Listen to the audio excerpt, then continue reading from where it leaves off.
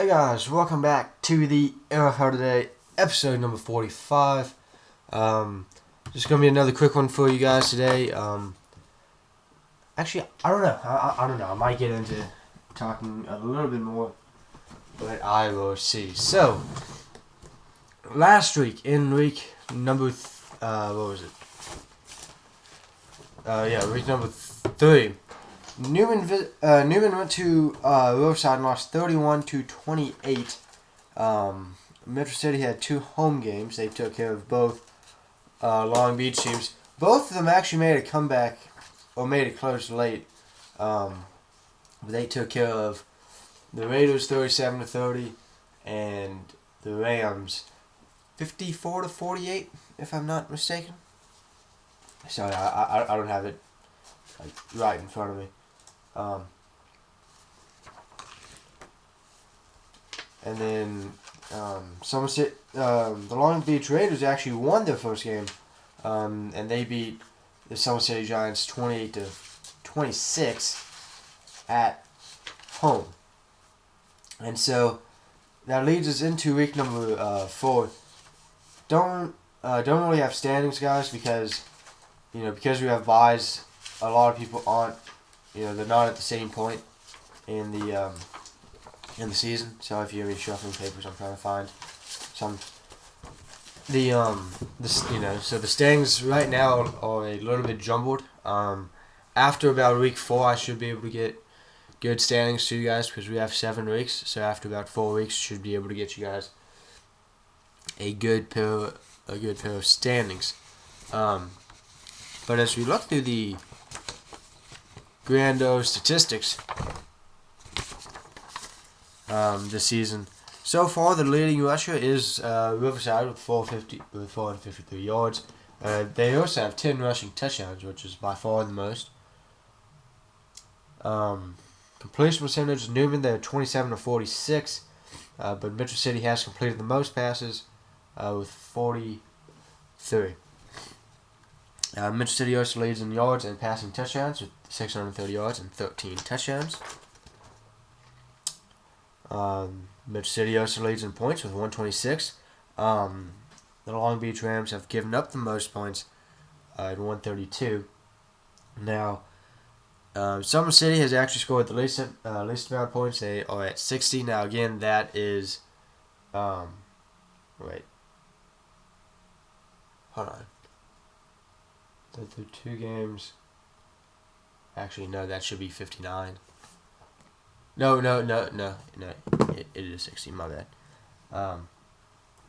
So Summer City has scored the least amount of points at 60 now. Again, they've only played 2 games. And then Springfield has actually given up the least amount of points with 48. Right now, Riverside leads the league with 2 interceptions on defense. Newman leads the league in sacks. They have 2. Both Springfield and the Long Beach Raiders have a kickoff return for a touchdown. And then leading in third down, we have 4 teams tied with 5 conversions. But the best team is Springfield. They are 5 of 9 on third down. Fourth down, Riverside is 1 for 1. They're the only team who's converted everyone, and that's the best percentage. Let's see what else. So yes, I've been tracking onside kicks this season, and so far, teams are 2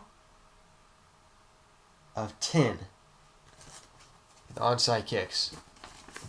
So you would think that it's actually kind of easy, but it's really not. It is kind of like the NFL, just right around 20%.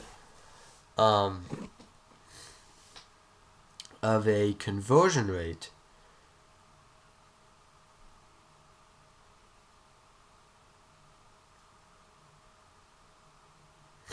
So yeah, as we head into week number 4, we should have some other good games though. We have the first ever Long Beach Bowl. It's going to be the Raiders and Rams. That will be the prime time game. We have Newman visiting Summer City, their first matchup since Creeper 16. And then we have Metro City visiting Springfield for the first time since Season 8. So it will be Metro City's first time at the Springfield Dome, or whatever we are calling that stadium. So again, just wanted to get you guys a quick, little update. Now, if you're on the Instagram, then you saw a schedule. Now that schedule is going to be modified just a little bit. Newman in Summer City is going to kick off. Well, first off, for those of you who haven't, this is coming out at 12, and so 3 hours later we're going to have the Long Beach Raiders. We're going to have the Long Beach Bowl at 3:30 today. Then Newman in Summer City is going to kick off at 4:15. Rather than 4 o'clock, and then Metro City and Springfield will kick off at 5 o'clock instead of 4:30, and you will see why they are being delayed a little bit. I actually did learn that you can actually have two things premiering at the same time, which I think I've had the past 2 weeks. Because what I want to try to do is I want to try to fit games into a tighter window. So it's not like an all-day event like it is playing. It's kind of stretched out over 2 hours. If we can, get the games done in like an hour and a half instead of 2.5 hours like it takes to actually record the games, then that's fine. I don't want to have to, stretch games out. Kind of what's going to happen with the games. It's going to take about 2 hours today. I want to be able to try to compress that a little bit. So I think I'm going to try to start fitting games into a 30-minute window, if not 45, because around 30 minutes is kind of the average game time now. So if I can do that, and for the first 2 games we have a game ending. We have a game like late in the fourth quarter, and then another game starting. That's fine. You guys can view that however you want. They're still going to get the views. Which good job, guys. The views got back up this week after a decline for a while. So I don't know. So just remember that the games might start premiering over each other, like you see in real life sometimes. It happens. So I don't know. I'll see. If we had 4 games a week, like if we had 8 teams, I would probably do that. We would have the 2 1 o'clock games, premiere at the same time. Then we would have the next 2 games all by themselves. But we don't have 8 teams. We just have 7. So, guys.